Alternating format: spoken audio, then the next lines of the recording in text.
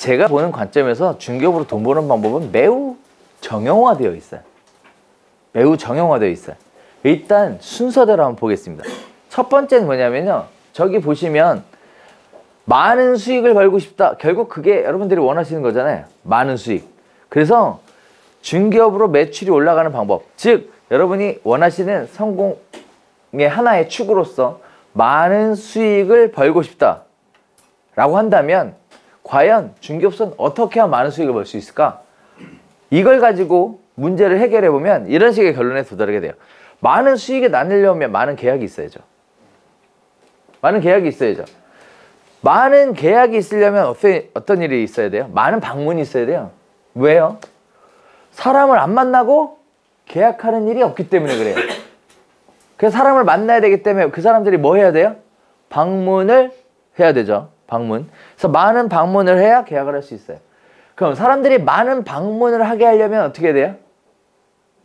제일 쉬운 건 입지가 좋은 사무실을 오픈하면 돼요. 그래서 우리가 좋은 입지 했죠? 위치 했죠? 우리 지난 시간에 했죠? 네. 위치에 대해서? 네. 자, 입지가 좋은 사무실을 오픈하면 돼요. 근데 뭐가 문제가 그랬어? 창업 비용의 문제, 유지 비용의 문제, 현실적으로 자리가 없다는 문제. 그죠? 지역에 대한 것도 문제죠? 바람 부는 지역, 개발 호재 이런 것들이 문제죠. 그러다 보니까 좋은 지역 오픈하면 된다는 걸 알면서도 현실적으로 할 수가 없죠. 그래서 이제 뭘 해요? 차선이라는 것을 들어가죠. 차선. 차선책. 원래 제일 좋은 건요. 차선으로 가는 게 아니에요. 최선이 안 되면 안 하는 거예요. 최선이 아니면 안 하는 게 제일 좋은 방법이야. 그런데 굳이 하겠다고 지금 여기 앉아 있는 거 아니에요. 그런데 굳이 하겠다 여기 앉아 있는 거 아니야. 그러면 제가 해드릴 건 뭐예요? 차선임에도 불구하고 최선의 결과가 나오게 하려면 어떻게 하느냐가 중요한 거죠. 그쵸? 그래서 한 가지 분명한 건 어드밴테이지가 없죠. 그러면 더 많은 노력이 필요하겠네. 일단 맞아요? 입지가 좋은 사무실보다 뭐? 더 많은 노력이 필요하겠네. 입지가 A등급이냐 B등급이냐 C등급이냐 D등급이냐 E등급이냐에 따라서 사실 5가지 선택의 폭이 있어요. 사실은 기준도 있고. 그런데 그 얘기는 일단 지금 이 생각만 하면 돼. 등급이 한 단계나 2단계까지는 돼요. 그런데 3단계씩은 못 올라가. 이해되세요? 아무리 노력을 해도 3단계를 극복하지 못해. 다시 얘기하면 12층 오피스텔에서 부동산 하면서 1층에 잘 나가는 부동산 사장님 매출을 따라갈 방법은 없어. 그건 없어. 이해돼요? 그건 불가능한 일이에요. 이처럼 입지의 영향을 매우 많이 받습니다. 매우 많이 받아요. 자, 그래서 많은 방문을 하는 차선책은 많은 문의를 받는 거예요. 많은 문의. 왜냐면 매수자나 임차인이 또는 매도자나 임대인이 무언가 결정을 하려면 정보를 필요로 하거든. 정보. 이 정보를 얻기 위해서 뭐? 문의라는 걸 해요. 문의. 이해되시죠? 즉 궁금증, 의문 이런 것들이 있어서 문의라는 걸 해요. 문의. 그래서 우리는 뭘 해요? 그 문의를 나한테 해주세요 라고 얘기하는 거예요. 나한테. 그러면 손님들이 나한테 찾아올 수 있게 되겠죠. 문의 오게 하게 할 수 있겠죠. 그래서 나에게 문의해 주세요 라는 걸 하기 위해 손님들을 내가 먼저 찾아가서 사람들한테 뭐라고 얘기하는 거예요? 나한테 문의를 달라고 얘기하는 거예요. 여기까지 이해가 돼요? 그래서 결국 중개업은 손님 많이 만나보는 게 굉장히 중요하고, 손님을 많이 만나보려면 뭐가 있어야 돼요? 좋은 입지에 오픈을 하거나, 또는 뭐야? 기다리지 말고 겁나게 찾아가거나 인 거예요. 자, 그러면 우리가 이런 식의 결론을 또 내릴 수 있죠? 입지가 많이 좋고 월세가 싸다면 내우기 수업은 안 들어도 돼요. 안 들어도 돼요. 근데 그게 없어. 안타깝게도. 그게 문제인 거지. 이해되세요? 그러면 입지가 좋은 내상가에서 하면 되겠네. 어때요? 괜찮죠? 세를 주는 게 더 많이 벌어. 그래서 결국 자기가 안 하더라. 결국 이런 일이 발생을 해요. 자, 그럼 다 볼게요. 자, 그럼 이런 결론에 도달하게 되죠. 많이 찾아가서 많은 사람한테 알리면 많은 문의가 생기고 많은 방문이 생기고 많은 계약이 생기고 많은 수익이 생기네. 쭉 연결되어 있네. 그럼 결국 많이 벌고 싶으면 많이 찾아가면 되네. 안 벌고 싶으면 기다리면 되네. 맞아요? 기다리면 되죠. 자, 그러면 또 볼까요? 많은 사람들한테 나한테 물어보세요 라고 홍보를 했잖아. 왜? 당신이 뭔가 결정하려면 정보를 필요로 하니까. 그래서 사람들한테 많이 얘기를 했더니 사람들이 문의를 했어. 그러면 문의를 한 걸 답변을 다 해주면 사람들이 다 찾아올까? 아니지. 뭐가 필요해? 기술, 스킬이 필요하지. 뭐? 사장님, 그거는 직접 방문해 주셔야 말씀드릴 수가 있습니다. 내일 2시 시간 어떠세요? 스킬이에요, 이게. 이게 있어야 오는 거지? 시세 얼마예요? 네. 오전에 3억의 거래가 됐고요. 지금 3억짜리 매물이 2개가 더 남아 있습니다. 아, 예. 그러면 제가 팔려고 그러는데 언제쯤 팔릴까요? 글쎄요. 그건 제가 알 수가 없습니다. 이런 식의 방법들은 전혀 스킬이 아니죠. 있는 그대로의 사실을 전달해 주는 것이 중개를 잘하는 게 아니라고 분명히 아까 말씀드렸어요. 그럼 이제 뭐가 필요해요? 스킬을 통해서 뭐 해? 땡겨다가 일단 앉혀놔야죠. 방문을 하게 만들어야죠. 궁금증을 문제로 만들어야죠. 궁금증을 문제로 만들어야죠. 그래서 앉혀놨어. 그러면 많은 방문을 해서 사람들이 물어봐. 팔려는 문제, 살려는 문제, 임대하려는 문제, 임차하려는 문제. 중개업소 방문해서 물어볼 문제가 4가지밖에 없어요. 4가지 문제밖에 없다고. 그 외에는 문제가 아니죠. 그건 중개사의 문제가 아니에요. 임대인의 문제거나 매도자의 문제인 거지. 그건 나중에 지나면 얘기할게요. 그래서 중개사한테 찾아올 문제는 4가지밖에 없어. 뭐라고? 팔려고 하는 문제, 살려고 하는 문제, 임대하려고 하는 문제, 임차하려고 하는 문제. 4가지 문제만 해결해 주면 돼요. 됐죠? 그걸 해결해 주면 뭐가 나와요? 계약이 나오지. 자, 근데 문제는 그거죠. 모든 문제는 다 달라. 모든 문제가 다 다르다고. 따라서 모든 해결 방법이 다 다르지. 그래서 중개사가 이렇게 많이 존재하는 건 아시죠? 만약에 모든 해결 방법이 다 똑같다면 중개사가 이렇게 많을 필요가 없어요. 이해돼요? 계량적으로 일률적으로 하면 되기 때문에 이렇게 많은 중개사가 필요 없어. 중개사가 이렇게 많이 존재할 수 있는 이유는 뭐예요? 모든 문제 해결 방법이 전부 다르기 때문에 그래요. 제가 지금까지 수없이 많은 계약서를 써봤지만 똑같은 계약서를 써본 게 없어요. 그러면 많은 문제를 해결하려면 중개사에게 뭐가 있어야 돼요? 문제 해결 능력이 있어야 되겠지. 문제 해결 능력은 그럼 어떻게 생길까요? 가만히 있으면 생길까요? 문제 해결 능력. 어떻게 생길까요? 첫 번째, 문제 해결 능력을 키우시려면 일단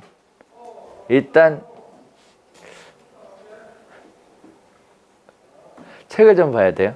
공부를 해야 돼. 공부를 해야 돼. 네. 문제가 만들어진다면 공부해도 돼요. 미리 다 공부하고 문제 해결 능력을 키우라는 게 아니라 뭐가 있으면 되냐? 문제 해결 능력. 말 그대로 문제를 맞닥뜨렸을 때 얘를 어떻게 해결해야 되는가에 대한 뭐가 필요하다고? 공부가 필요하다고요. 스터디. 공부가 필요해야 돼요. 자, 다음에 문제 해결 능력을 키우는 두 번째 방법은 뭐예요? 아니에요. 그건 경험은 시간이 지나면 쌓이는 거예요. 문제 해결 능력을 적극적으로 키우는 방법은 그게 아니에요. 멘토예요. 멘토예요. 그래서 사람이에요. 그래서 끊임없이 멘토를 구하라고 한 이유가 결국은 뭐예요? 문제 해결 능력을 키우기 위함이에요. 이렇게 공부하고 멘토가 받쳐주면 문제 해결 능력은 기하급수적인 속도로 성장을 하게 되죠. 그러면 몇 년 지나면 더 이상의 멘토가 사실상 필요가 없어지는 순간까지 와요. 그때부터는 내가 멘토의 역할을 하게 되지. 누군가의 멘티가 되지 않습니다. 그래서 두 가지가 필요하다 그랬어요. 하나는 스터디, 하나는 멘토를 찾을 것. 이 모임의 가장 장점이 뭐예요? 네오비 마스터 과정의 가장 큰 장점? 여기에는 그렇죠. 초보자만 있는 게 아니라 경력자가 있는 유일한 모임이 여기라 그랬죠. 경력자가 있는 모임. 그래서 멘토는 어디서 찾아? 여기서 찾으시면 돼요. 멘티는 여기서 되시면 돼요. 그리고 어느 정도 지났으면 뭐도 할 수 있어야 돼요? 멘토도 할 수 있어야죠. 사실 지나고 보면 궁금증이라는 게 거기서 거기에요. 그냥 몇 달만, 아니 1년만 빨리 해봤어도 알 수 있는 질문들이 궁금한 거지 10년씩 된 사람들한테 할 질문들을 하지 않아요. 왜? 몰라. 거기까지. 생각을 해본 적도 없어. 이제 막 창업하려고 하는 사람들이랑 그런 궁금증을 갖고 있는 거지, 창업을 벌써 해서 몇 년씩 지난 사람들 그런 궁금증 자체가 없어. 거기다가 10년씩 지난 저 같은 사람 무슨 고민하는지 모르잖아요, 여러분들은. 알 수가 없거든. 그래서 다 눈높이죠. 눈높이. 누가 졌는지 참 잘 졌어요, 눈높이. 딱. 자, 그래서 많은 방문이 많은 계약을 하려면 첫 번째 뭐가 있어야 한다? 문제 해결 능력이 있어야 한다는 거예요. 문제 해결 능력. 자, 문제 해결 능력을 키우기 위한 두 가지 방법 얘기했어요. 자, 다음에 두 번째가 필요해요. 많은 방문이 많은 계약을 하게 하려면 우리는 이걸 세일즈 한다 라고 얘기해요. 만나서 계약을 하려면 뭐 해야 해요? 아까 얘기했죠? 뭐 푸시라는 걸 해야 돼요. 이게 정말 좋은 거다라는 푸시를 해야죠. 그래서 세일즈가 필요해요. 그 비밀은 뭐라 그랬어요? 푸시의 비밀이 뭐라 그랬어? 중개사의 확신이라 그랬어요. 이 계약은 누굴 위한 거? 고객을 위한 거죠. 날 위한 게 아니라 고객인 당신을 위한 거예요. 그게 두 번째예요. 자, 그다음에 세 번째. 100명이 방문을 하면 10개의 계약서를 쓴 A가 있고요. 100명이 방문하면 50개의 계약서를 쓴 B가 있어요. 그러면 여러분 A가 되고 싶어요? B가 되고 싶어요? B겠죠? 자, 그러면 또 이번에는 B가 되기 위한 비결이 뭘까? 고객의 입장에서 보면 두 가지가 있어요. 첫 번째는 푸시를 겁나게 한다 해도 믿을 만한 사람이 푸시하는 것과 못 믿을 만한 사람이 푸시하는 게 달라지겠죠? 그죠? 그래서 저 A하고 B의 차이의 비밀의 열쇠는 뭐냐면 신뢰예요. 신뢰. 믿을 만하냐? 믿지 못하겠느냐? 신뢰에서부터 시작을 해요. 자, 그러면 어떤 사람을 신뢰한다? 고객들은? 어떤 사람을 신뢰한다?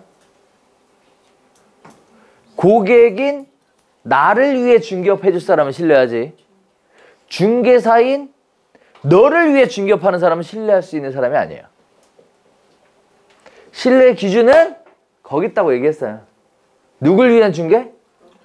고객인 나를 위한 중개를 해주는 사람이 믿을 만한 사람이다 라는 거예요.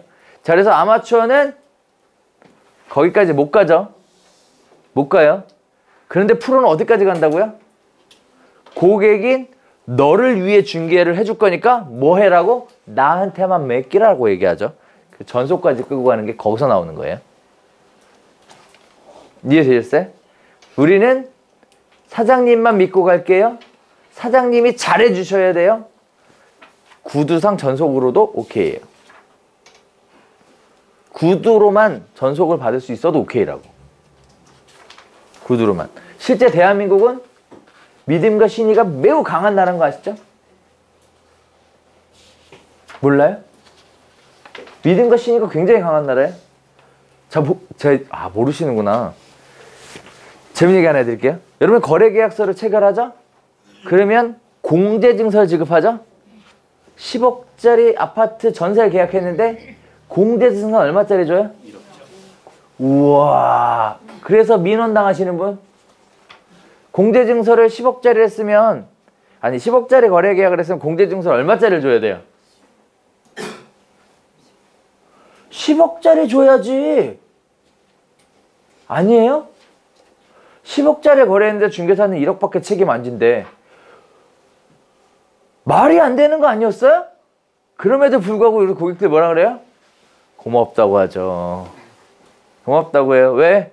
중개사를 보고 거래한 거지 공제증서를 보고 거래한 게 아니거든. 이성적이고 논리적이고 합리적인 사람은 그래서 이런 얘기를 해요. 가끔. 사장님 10억짜리니까 공제증서 9장 더 챙겨주셔야 돼요. 왜? 그게 원래는 맞는 거예요.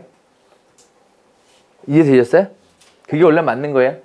또 말 나온 김에 간단하게 여담. 에스크로우 제도는 그러면 에스크로우 비용을 누가 부담해야 될까요? 공제증서의 공제 비용 누가 부담해요?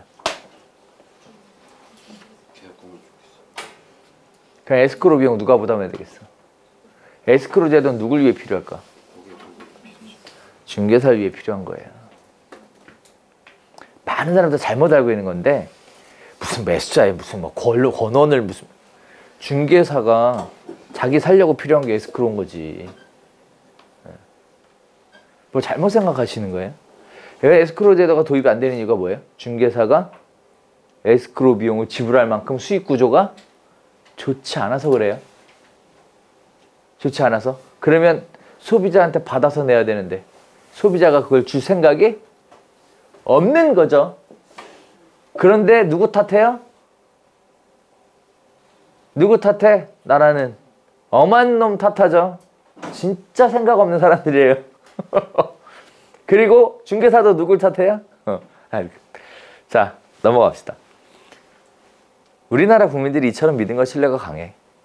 1억이 넘는 거래계약서를 체결하고도 1억짜리 공제증서만 받아감에도 불구하고 고맙다고 얘기하는 이유는 공제증서를 보고 거래한 게 아니라 누굴 보고 거래했기 때문에? 중개해준 중개사를 보고 거래했기 때문에 그래요. 이해돼요? 따라서 뭐가 중개사의 신뢰가 더 거래의 중요한 변수인 거예요. 더 중요한 변수예요. 따라서 이러한 것들을 잘 활용하는 사람들은 뭘 만들어낸다고? 전속이라는 걸 만들어내는 거예요. 나중에 디테일한 방법들은 추가로 또 얘기해요. 얘는요, 우리가 뭐 하는 수업이야? 트레이닝 하는 수업이죠. 올해부터는 제가 샘플을 드리고 설명을 하고 쓰라고 하려고 그냥 아예 써서 제출하라고 하게. 그래야 될 것 같아. 수업은 듣고 머리는 이해했는데 몸으로 안 오니까 적용을 못해. 이렇게 전속으로 땡기는 방법들이 있다니까. 상황에 따라 오랜 기간 전속계약서를 썼을 때처럼 막 3개월씩 기간을 가져갈 수는 없어도 적어도 뭐 일주일, 열일, 한 달 정도까지 가져오는 건 일도 아니에요. 이러한 수많은 방법들이 있어. 그래서 만들어 보자고요. 두 번째는 뭘까요? A하고 B의 차이를 결정짓는 중요한 요소. 두 번째는 뭐냐면 바로 고객 관리예요. 체계적인 고객 관리가 이루어지는가 하는 부분이에요. 왜 체계적인 고객 관리가 중요한 부분일까요? 2년마다 왜? 많은 사람들은요 이렇게 생각을 해요. 이렇게 생각을 해요. 고객들이 사무실에 방문을 했어요. 사무실에 방문했어요. 자, 사무실에 방문한 고객은 유효 고객이 있고 가망 고객이 있고 고객이 아닌 사람이 있겠죠. 그죠? 네. 자, 여기서 말하는 유효 고객이란 어떤 사람일까? 여러 가지 관점에서 볼 수 있겠지만 일선 중개업소에서 바라보는 유효 고객은 3개월 내에 거래하는 사람만을 유효 고객이라고 생각해요. 얼마요? 3개월. 그래서 설문조사를 해보면 이런 결론에 도달하게 돼요. 중개업소에 방문했던 고객 중에 약 26%가 잠깐만요. 33%네요, 참. 33%가 3개월 내에 거래를 해요. 그러면 일선의 중개업소는 뭐라고 생각하냐면 방문했던 고객은 문을 열고 방문하는 고객은 계약할 확률이 높아요? 계약 안 할 확률이 높아요? 33%만 거래한다니까? 계약 안 할 확률이 높지. 3명 중에 1명만 계약한다는 거잖아요. 계약 안 할 확률. 맞아요? 맞아요? 그러면 여러분이 중개업소에 앉아서 문을 열고 들어오는 고객을 보면 계약 안 할 확률이 높으면 집중해요? 이게 쉽지 않은 일이야. 쉽지 않다고. 이해되세요? 자, 그래서 체계적인 고객 관리가 필요한 이유는 바로 이거예요. 그러면 3개월에서 6개월까지의 기간 동안 거래한 사람은 얼마나 될까요? 그래서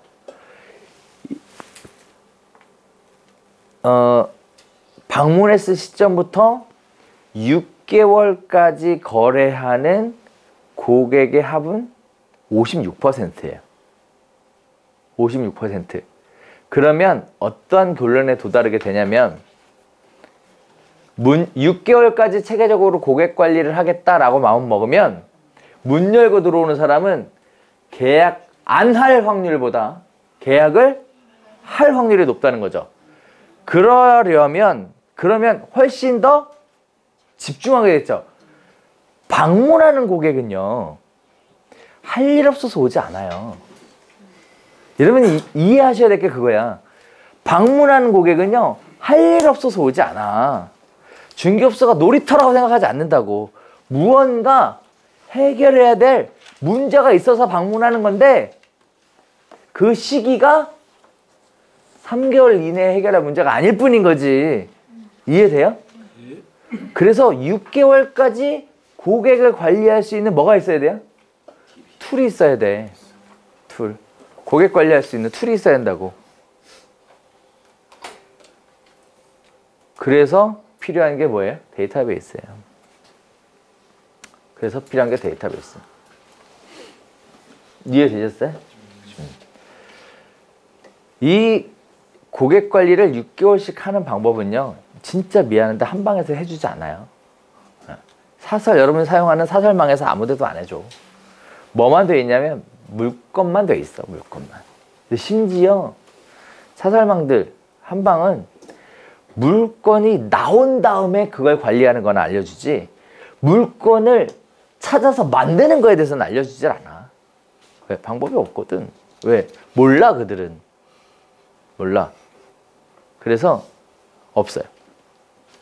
그래서 나중에 우리가 온라인 수업을, 온라인 동영상 강의가 열리잖아요. 그럼 거기에 보면 체계적으로 고객 관리를 할 수 있는 DB가 있어요. 매물을 중심으로 관리할 수 있는 DB가 열려요. 다운로드를 받아서 거기다가 매물이 접수되면 거기다 기록을 하고, 그리고 그 매물을 체계적으로 관리할 수 있게끔 엑셀로 된 틀을 드려요. 그걸 가지고 관리하면 돼요. 됐죠? 자, 다음에 나중에 이 강의의 후반부에 가면 그와 유사한 강의를 제가 한 번 더 해요. 얘는 뭘 하냐면 아무것도 없는 데서 물건을 만드는 방법을 강의를 해요. 그런데 온라인 수업은 쉽고요. 나중에 제가 하는 수업은 매우 어려워요. 나중에 아마 그것도 역시 선택하셔야 될 거예요. 선택과 집중. 접수된 매물을 중심으로 할 건지 아니면 없는 매물도 만들어내면서 중개를 할 건지 를 선택을 하셔야 돼요. 그래서 우리한테 일단 여기서 중요한 건 두 가지가 필요하다. 첫 번째는 뭐? 신뢰. 두 번째는 뭐? 체계적인 고객 관리. 이 두 가지가 필요해. 그게 A하고 B를 차이짓게 만드는 차이점이에요. 자, 이렇게 해서 많이 마케팅을 하고 홍보를 많이 해서 문의 많이 받고 방문 많이 하게 해서 많은 계약을 하고 많은 수익을 만들게 했어. 근데 사실 또 따지고 보면 그래. 이게 좀 더 지나고 나면 계약을 많이 안 하고요. 한 개만 해서 1년씩 먹고 살면 더 좋지 않을까? 그죠? 많은 일을 안 해도 되잖아 라고 생각하죠. 그런데 결정적인 문제가 뭐예요? 안정성 부분에 있어서는 바닥이네. 예를 들어 2018년도 계약은 5월 달에 나왔어. 근데 2019년도 계약은 1월 달에 나왔네. 근데 2020년도 계약이 12월 달에 나오면 어떤 일이 발생하죠? 굶어 죽죠. 그때까지 버틸 수가 없어. 그러다 보니 안정적인 운영을 하려면 적당한 계약이 있어줘야지. 사실은 중개사는요, 계약을 많이 쓰면 많이 쓸수록 무슨 일이 생겨요?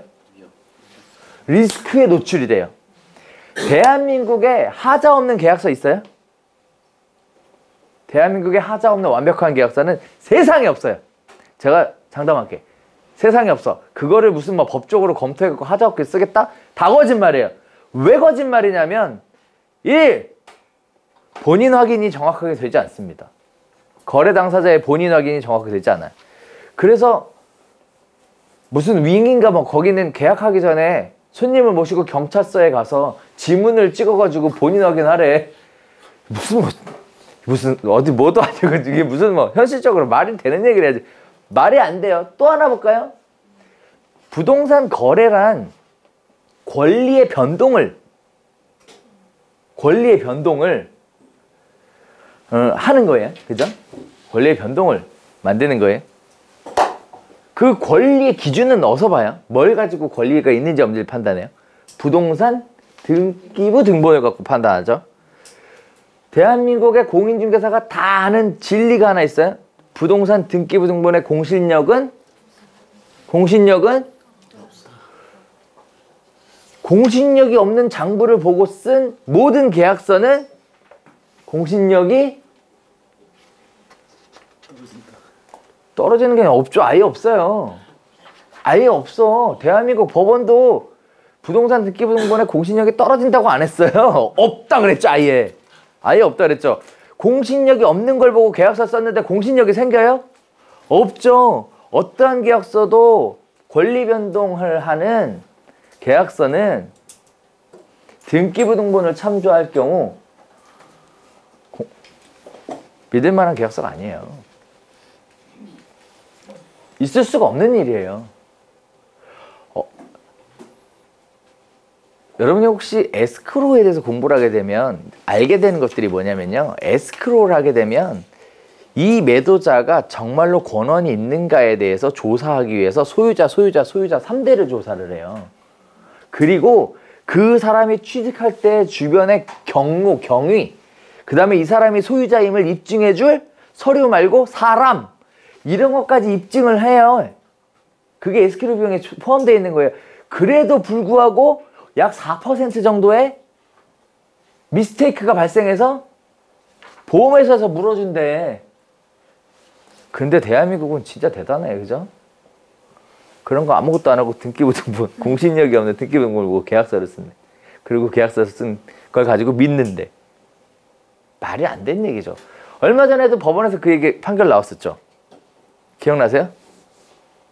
법원에 나왔었잖아요. 사회면에 떴잖아. 아내가 남편을 이렇게 하죠. 그리고 나서 집을 팔죠. 몰라요? 그리고 나중에 재판 결과 살인으로 나오죠. 그래서 무효가 되죠. 네.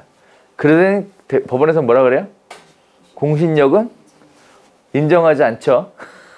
그래서 매수자는 낙동강 오리알 됐어. 이해 안 돼요? 상속이 와이프한테 안 되고 안 되잖아. 해가지고 그래서 난리가 나죠. 그런 일들이 있어요. 그래서 공신력을 부여해달라고 청원을 넣었죠. 누가 들어줘요? 아무도 안 들어주죠. 말도 안 되는 거죠, 지금. 그런데 그런 계약서를 보고 믿는 게 말이 안 되는 거지. 자, 그래서 중개사는 많은 계약서를 써서 많은 수익을 버는 것보다 적당하게 계약서를 써서 많은 수익을 버는 게 더 좋아요. 그러면 어떤 지역으로 갈까요? 비싼 데로 가야죠. 비싼 데로. 불변의 진리예요. 비싼 데로 가야 돼. 불변의 진리. 그게 가장 쉽게 성공할 수 있는 방법이에요. 가장 쉽게 성공할 수 있는 방법. 자, 그 다음에 그렇게 많은 수익이 생겼어요. 그러면 이제 어디로 가게 될까요? 마지막으로 경영의 문제에 부딪히게 돼요. 고용을 해야 돼. 일단 사무실이 바쁘거든. 고용을 해야 돼. 그럼 누굴 뽑아요? 직원을 뽑아야죠. 직원을 어디서 뽑을 거며 급여는 어떻게 할 거며. 대표적인 케이스가 이거 얘기했나? 대표적인 케이스가 중개업소에서 직원을 채용을 했다. 그러면 4대 보험과 퇴직금의 의무가 붙죠. 4대 보험과 퇴직금의 의무. 그죠? 그리고 또 반드시 직원을 채용함과 동시에 뭐 하라 그랬어요? 고용계약서 써야죠. 그래서 고용계약서가 없는 상황에서 직원 채용을 하면 고용계약서 미작성에 따른 과태료와 최저시급에 대한 보상, 퇴직금을 물어줘야 돼요. 그래서 요새 강남 일대에 새파랗게 젊은 애들이 실장으로 들어가서 실적 하나도 안 쌓고 6개월 동안 사장 피해 도망 다니다가 결국 고용노동부에 신고해서 돈으로 메꾸는 사례가 비일비재하게 발생하고 있어요. 지금. 그런데 일선의 중개업소 사장님들은 그런 경영을 배운 적이 있나? 내가 직원으로 있을 때 그런 거 신경 써본 적이 있나? 없지. 그러니까 그런 악덕 직원을 하나 만나면 사무실이 넘어가. 지금 사무실이 넘어간다고. 비일비재해요. 비일비재해. 그래서 돈만 많이 벌는 문제가 아니라 이제 뭐가 필요해요? 경영관리가 필요한 거예요. 경영관리.